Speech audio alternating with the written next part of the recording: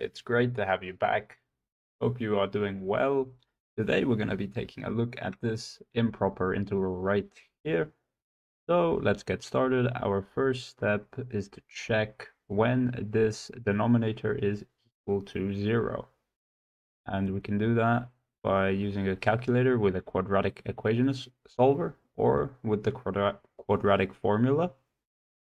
I'm just going to give you the solutions here straight.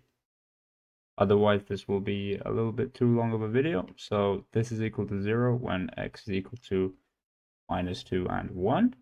But as we can see, these values are actually not within our boundaries, so we don't have to worry about them. So the only thing we have to worry about is this infinity up here. So we just replace that with a constant.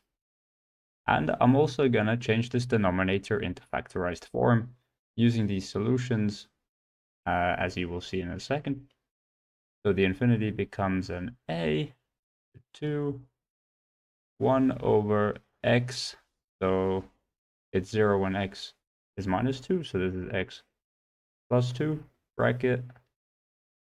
And it's equal to 0 when x is 1. So x minus 1.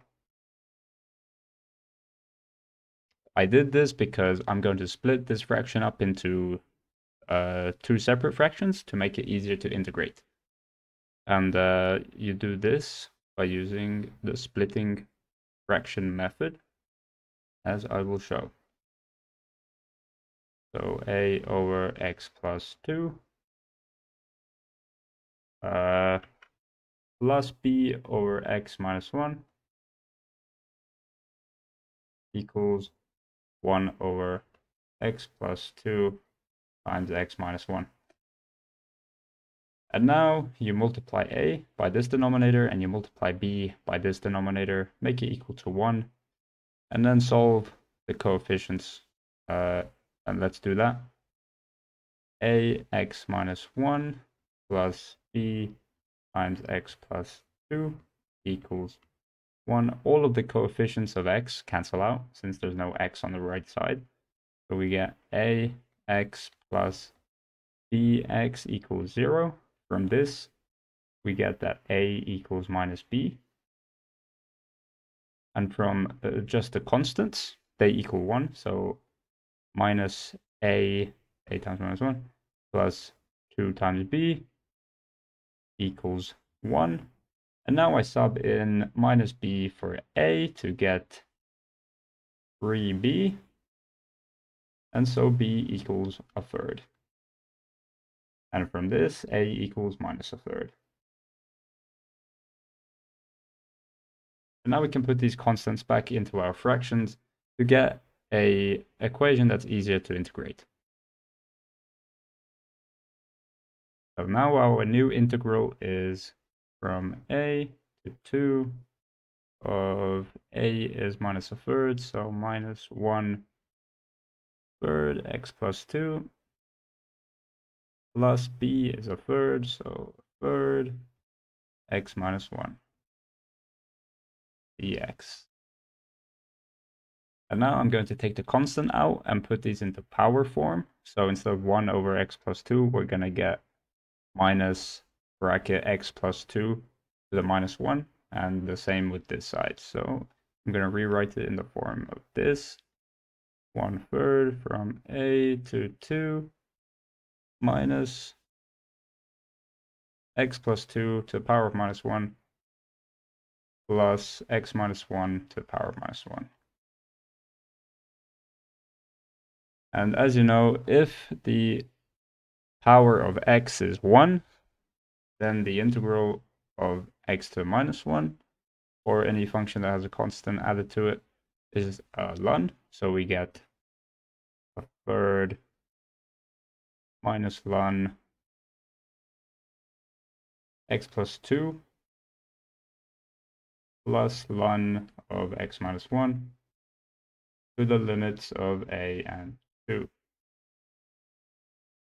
Boom, like that. And now we just need to compute the limits as a approaches infinity. So I'm going to write this out entirely. So we get a third. I'm going to put the minus on this side. So we get a ln a minus 1 minus ln a plus 2. And now we put in the second limit. So we get minus ln 2 plus 2. So plus ln 2 plus 2 minus ln of 2 minus 1. Ln 2 minus 1 is ln 1, so this is just a 0, so we can cancel that out immediately. And now we are left with this statement right here. So let's solve that as a approaches infinity. So we take the limit of a to infinity, lim as a approaches infinity of a third ln a minus 1 minus a third ln a plus 2 plus ln 4. And as we can see, with the logarithm rules, we can change these two terms into one term of a third ln a minus 1 divided by ln, a third ln a minus 1 divided by a plus 2.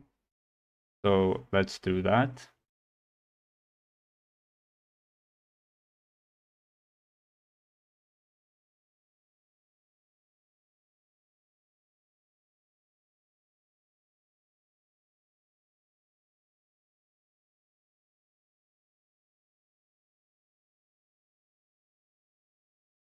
Sorry, there's also a third here.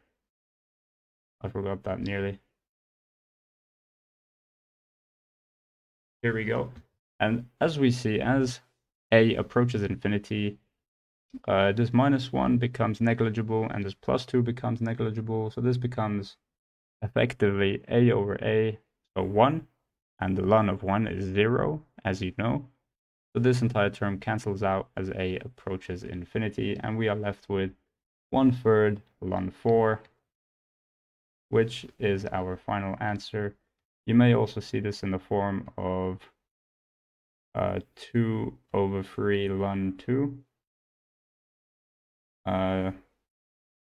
Just because the 2 comes out as a power.